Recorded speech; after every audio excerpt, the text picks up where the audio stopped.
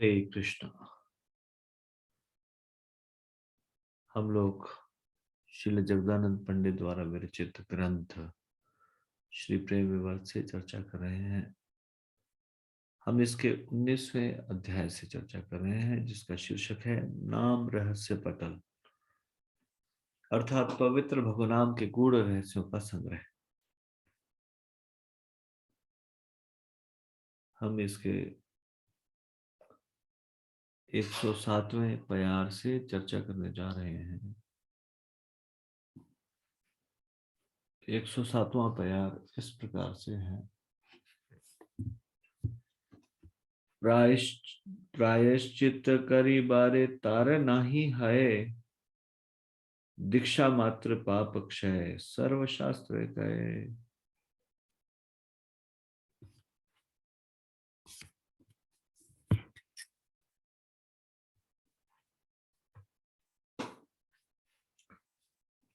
भक्तों को अपने पापों से मुक्त होने के लिए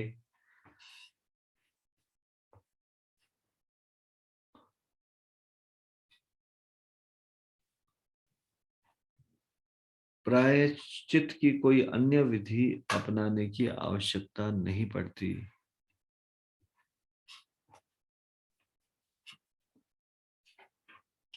सभी शास्त्रों में ऐसा वर्णन है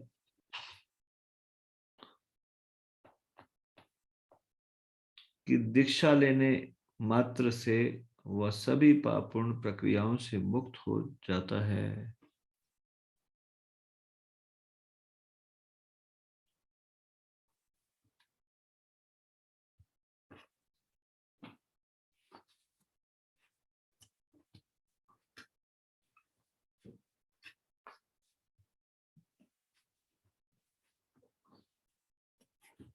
इस संसार में भगवान की भक्ति के अलावा अन्य कई प्रकार के उपाय इस संसार के लोग करते रहते हैं।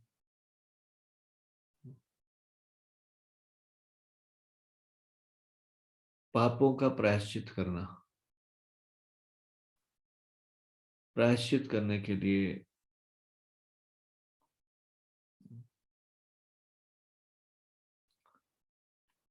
और ये एक तरह से हैबिट बन जाती है, to do some sin and then to ask for forgiveness. जैसे कि हम ईसाई धर्म में देखते हैं, ईसाई धर्म में हफ्ते में एक बार चर्च में जो पादरी है उसको कन्फेशन बॉक्स में अपने पापों के एक हफ्ते पापों का वर्णन करते हैं, बताते हैं, और फिर उस ईसाई धर्म के अनुसार वो पापों से मुक्त हो जाएगा। यीशु उसके सारे पाप अपने ऊपर ले लेंगे। हाँ, इस प्रकार की फिलॉसफी। तो वो दैट बिकम्स ए हैबिट, मतलब पाप को कैसे समाप्त किया जाए, पाप कार्य ना किए जाए, इसकी बजाय पाप के फलों को कैसे समाप्त किया जाए, इस बात पे विचार किया जाता है। मतलब पाप नहीं करना, इसके बारे में नहीं सोच रहे। पाप पाप को कैसे समाप्त किया जाए, पाप पूर्ण कार्यों को, इसकी बजाय इस पे चिंता कर रहे हैं पाप कर्मों के फलों को कैसे नष्ट किया जाए।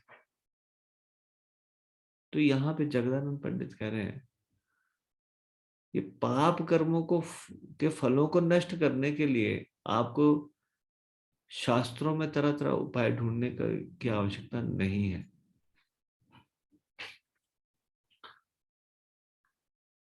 पाप पूर्ण प्रतिक्रियाओं से ही मुक्त हो जाएंगे। कैसे मुक्त हो जाएंगे? जब हरि नाम दीक्षा लेंगे।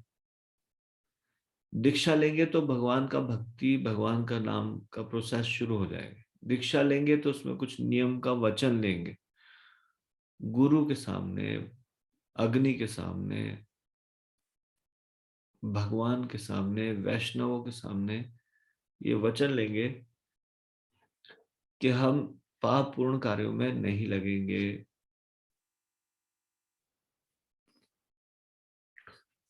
तो एक भक्त को कोई उपाय ढूंढने की जरूरत नहीं है शास्त्रों में। जैसे कि कुछ वैदिक अनुष्ठान इत्यादि, या कुछ ऐसे कार्य करना जिससे कि शास्त्रों में बताया जाता है ये पाप समाप्त हो जाता है। ऐसा व्यक्ति अगर कोई हैबिट बना ले कि ठीक है पहले पाप कर लेते हैं, उसके बाद फिर कोई प्रायश्चित विधि ढूंढ लेंगे शास्त्रों में और फिर प्रायश्चित कर लेंगे। ये एक हाथी स्नान की तरह है। हाथी स्नान क्या होता है? हाथी जाता है जल में, अपने को स्वच्छ करके वापस आता है, और जैसे ही वो दोबारा से तट पे आता है, अपनी सूंड में मिट्टी भर के दोबारा से अपने शरीर पे फेंक देता है। हम्म।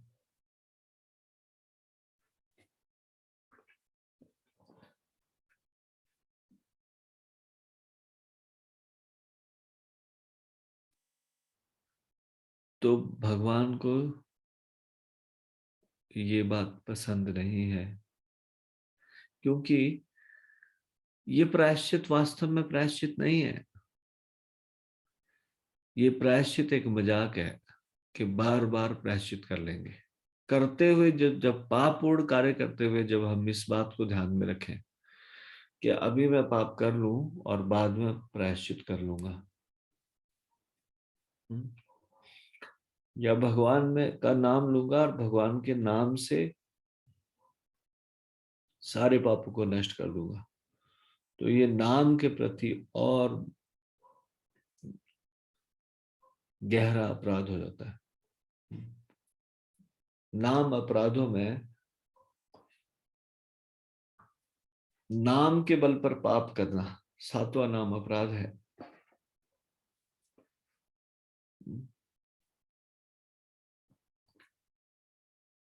तो ये और एक बड़ा अपराध हो जाता है, ये प्लान करके पाप करना कि इस पाप को शमन कर लेंगे बाद में।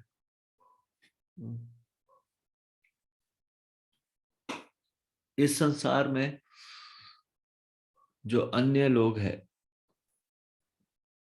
स्मार्ट लोग हैं, सकाम कर्मों के पीछे भागने वाले लोग हैं,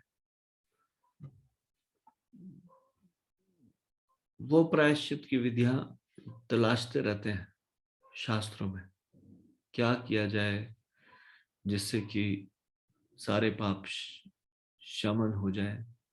यानी कि पाप समाप्त हो ये नहीं, पाप के फल कैसे समाप्त हो इसकी चिंता। एक शुद्ध भक्त जो भगवान के भक्त हैं, वो पाप के फल कैसे समाप्त हो उसकी चिंता ही नहीं करते। They are totally dependent upon Krishna. Krishna आपकी जैसी इच्छा, आप पाप के फल, पूर्व जन्मों के पापों के फल दें या ना दें, बस मैं तो इतना चाहता हूं कि आपके आदेश के अनुसार जीवन बिताऊं, कृष्ण भावना भावित होकर जीवन बिताऊं, मेरी चेतना में सदा आपका स्मरण होता रहे, मैं सही चेतना बना के रख पाऊं प्रतिदिन।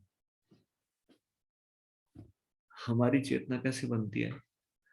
हम किन किन चीजों का संग कर रहे हैं, उससे हमारी चेतना बनती है, वैसी कॉन्शियसनेस होती है। सतोगुण का संग कर रहे हैं तो सतोगुणी चेतना होगी, रजोगुण का संग कर रहे हैं तो रजोगुणी होगी, तमोगुण का संग कर रहे हैं तो तमोगुणी होगी, असत संग कर रहे हैं तो असत असत संग होगा।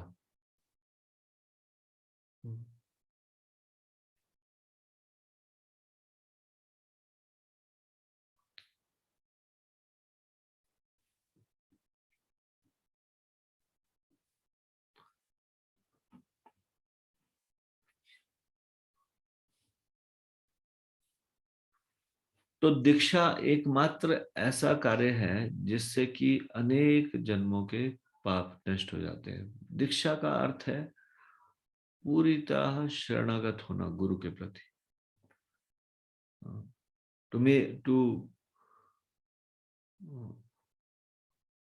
To consider the instruction of guru as one's life and soul।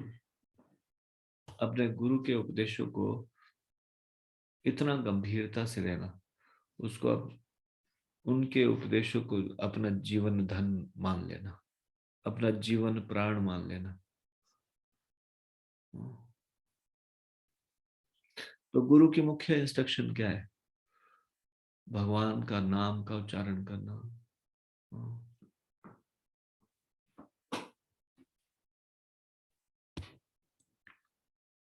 शुद्ध नाम का उच्चारण करना।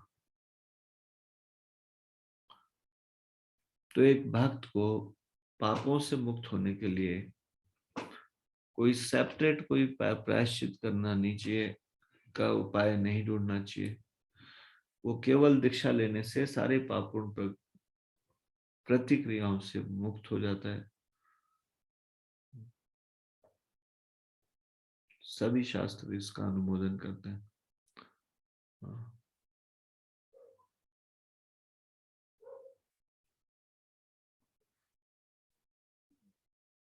एक भक्त को चिंता है, how should I please Lord, मैं किस प्रकार से भगवान को प्रसन्न करूं।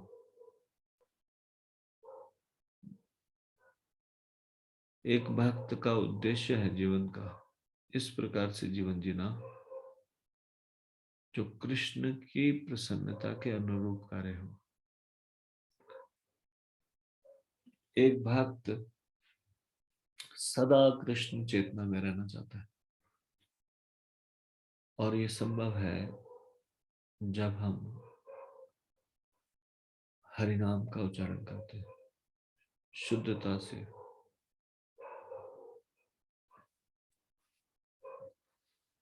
तो इसलिए यहाँ पे इस बात पे बल दिया जा रहा है, पाप कार्यों के फलों को कैसे समाप्त करें, इससे ज्यादा चिंता है। ये चिंता की बजाय पाप कार्य से ही कैसे मुक्त हो जाए इसकी चिंता होनी चाहिए। और पाप कार्यों से कैसे मुक्त हो सकते हैं? सदा हरि नाम का आश्रय लेने से, दीक्षा ग्रहण करने से। तो एक व्यक्ति को इस बात के लिए गंभीर होना चाहिए।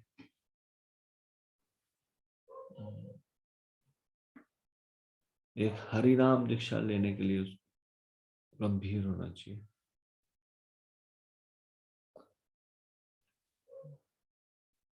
इस प्रकार निर्देशन में भक्ति करते हुए भक्ति में आगे बढ़ना चाहिए। प्रायश्चित करी बारे तार नाही है, दीक्षा मात्र पाप क्षय सर्वशास्त्र का है। तो इसको हम यहीं पे विराम देंगे। श्री प्रेम विवर्त ग्रंथ की जय, श्री जगदानंद पंडित की जय, श्री प्रभुपाद की जय, पिताई गौ प्रेमानंदे, हरि हरि।